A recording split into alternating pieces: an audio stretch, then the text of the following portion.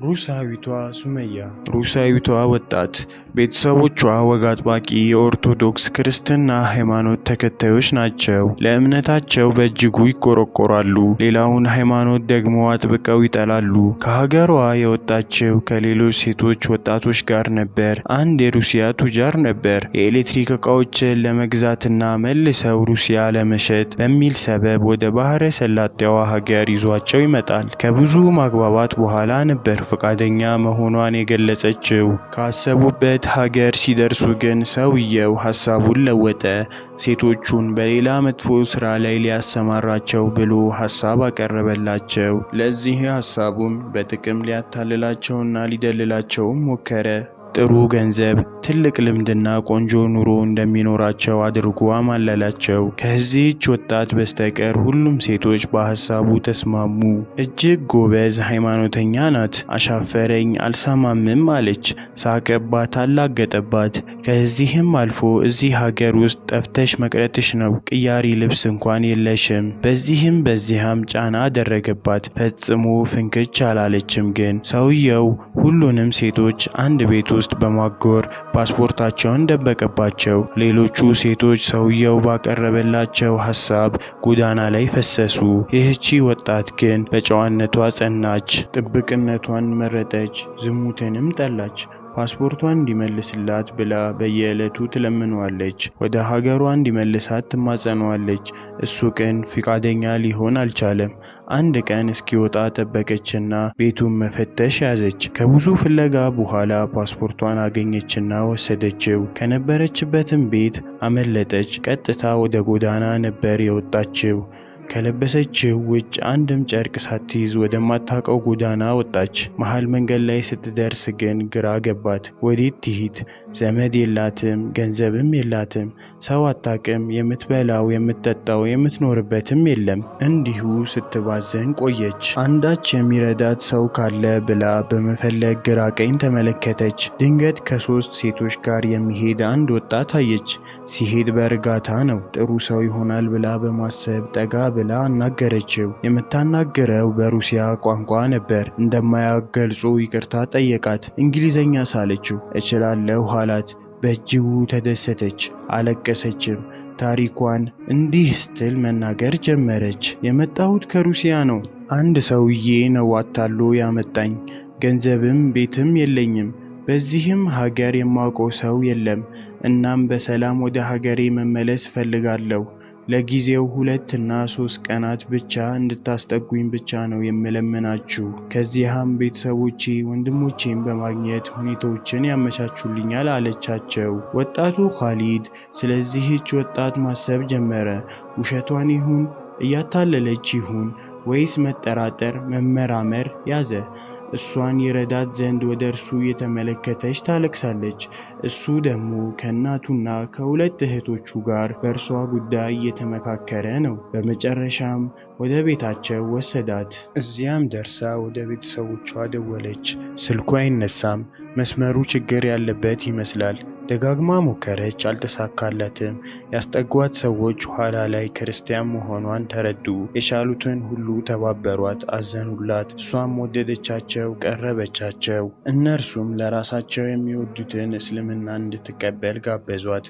ፈቃደኛ አልሆነችም። ሃይማኖቷን መቀየርም አልፈለገችም። ሌላው ቀርቶ በሃይማኖቷ ጉዳይ ላይ እንኳን ለመነጋገር አትፈልግም። ከወግ አጥባቂ ቤተሰብ የተገኘች አጥባቂ ሃይማኖተኛ ናት። ለእስልምናና ለሙስሊሞች ጥሩ አመለካከትም የላትም ነበር። ኻሊድ በከተማ ውስጥ ከሚገኝ ወደ አንድ የእስልምና የዳዋ ማዕከል በመሄድ በሩሲያ ቋንቋ የተጻፈ አንዳንድ መጽሐፎችን አመጣላት። ጊዜ ሰጥታና በቁም ነገር እነሱን አነበበች። በመጽሐፎቹ ተማረከች። እዚያው ቤት ያለች ቀናት አለፈ። በተደጋጋሚ ሰበካ ሊያሳምኗት ሞከሩ።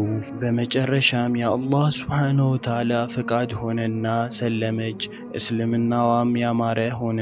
እሷም በበኩሏ እስልምናን ለመማር አብዝታ ጣረች። ከመልካም ሴቶች ጋርም ተወዳጀች። ቶሎ ወደ ሀገር ቤት ከተመለሰች ወደ ድሮ እምነቷ እንዳይመልሷት ሰጋችና እዚያው መቆየትን መረጠች። በመጨረሻም ሩሲያዊቷ እንስት ከኻሊድ ጋር ጋብቻ ፈጸመች። ዲኗንም አጥብቃ መያዝ ጀመረች። ከብዙ ሙስሊም ሴቶች በተሻለ መልኩ በእምነቱ አስተምህሮት ላይ ጸናች። አንድ ቀን ከባለቤቷ ጋር ወደ ንግድ ማዕከል ወጣች። በማዕከሉም ፊቷን የሸፈነች ሙስሊም ሴት አየች። ኒቃብ የለበሰች ሴት ለመጀመሪያ ጊዜ ማየቷ ነው። እጅግ ገረማት። ወደ ባለቤቷ ኻሊድ በመዞር ጠየቀችው። ለምንድን ነው ይህቺ ሴት በዚህ መልኩ የለበሰችው አለችው። ፊቷ ላይ የሆነ ነውር ነገር ኖሮ አለመታየት ፈልጋ ነው ወይስ አለችው። እሱም አይደለም፣ ይህቺ ሴት ሂጃብን አላህ ሱብሓነሁ ወተዓላ ሙስሊም ሴቶች እንዲለብሱት ባዘዘው መልኩ መልበሷ ነው አላት። የአላህ መልእክተኛ በዚህ መልኩ ነው እንዲለብሱ ያስተማሩት በማለት አስረዳት። ለጥቂት ጊዜ ዝምታን መረጠች።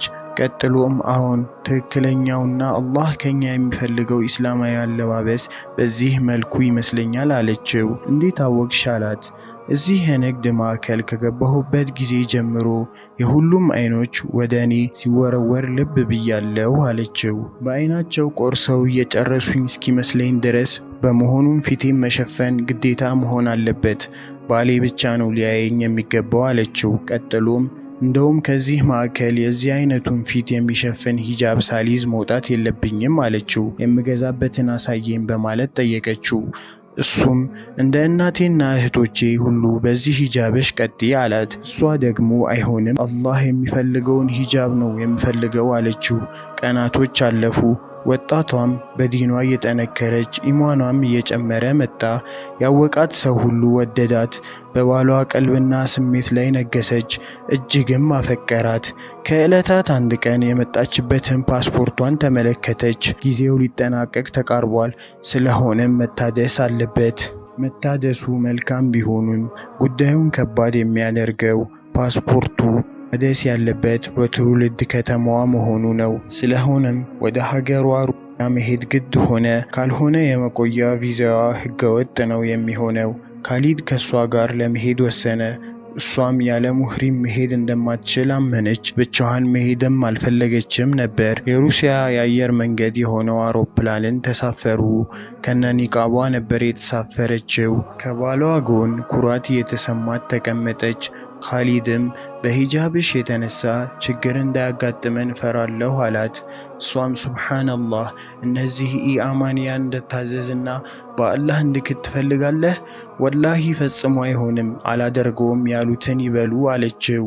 ሰዎችም በግርምት ወደ እርሷ ይመለከታሉ። አስተናጋጆችም ምግብ ማቅረብ ጀመሩ።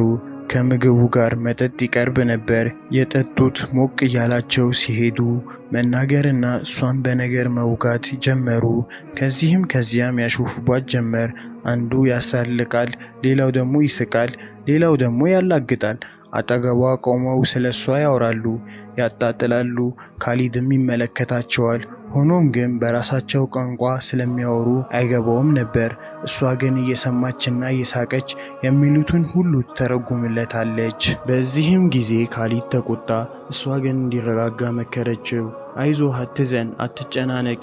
ሰሃቦችን ካገኛቸው ችግር ሲነጻጸር ይህ በጣም ቀላል ነው አለችው። ሶሃቢያት ካለፉበት መከራ ጋር ሲነጻጸር ይህ በጣም ትንሽ ነው አለችው። እሷም ባሏም ትዕግስትን መረጡ። በመጨረሻም የተሳፈሩበት አውሮፕላን አረፈ። ካሊድ እንዲህ ይላል። ሩሲያ ስንደርስ ወደ ቤተሰቦቿ ቤት በመሄድ እነርሱ ዘንድ ቀናትን ቆይተን ጉዳያችንን ጨርሰን የምንመለስ ነበር የመሰለኝ። የሚስቴ ሐሳብ ግን ከዚህ ከፍ ያለ ነበር። እንዲህ አለችኝ፣ ቤተሰቦቼ ኦርቶዶክስ ክርስቲያኖች ናቸው። ሃይማኖታቸውን በጣም ያጠብቃሉ። አሁን እነርሱ ዘንድ መሄድ የለብንም፣ ማረፊያ ቤት እንከራይ አለችው። እዚያ ቆይተን የፓስፖርቱን ጉዳይ እናስጨርስ፣ ከጨረስን በኋላ ሄደን ቤተሰቦቼን እንጎበኛለን አለችው። በሷ ሐሳብም ተስማሙ። ማረፊያም ተከራየንና እዚያው ቆየን። በንጋታው ወደ ፓስፖርት ማደሻ ማዕከል ሄድን። ወደ ቢሮውም ዘለቅን። አስተናጋጃችንም የቀድሞውን ፓስፖርትና ሌላ ፎቶ ጠየቀን። በጥቁርና ነጭ የተነሳችውን ፎቶ አቀበለችው። የፊቷ ቅርጽ ብቻ ነበር የሚታየው። አስተናጋጁም ይህ ፎቶ ለፓስፖርት አይሆንም፣ ባለቀለም ፎቶ ነው የምንፈልገው አላት። ከዛም አልፎ ፀጉርና ትከሻሽ መታየት አለበት አላት። ከዚህ ፎቶ ውጭ ሌላ እንደማትሰጥ አስረግጣ ነገረችው። በሱ በኩል የማይሳካ መሆኑን ስታውቅ ሌላ የቦታ ሰራተኛ ዘንድ ሄደች። ቀጥሎም ሌላ ኃላፊ ዘንድ ሄደች። ሁሉም ፀጉሯን ተገልጦ የተነሳሽው ፎቶ ካልሆነ በስተቀር አንቀበልም አሏት።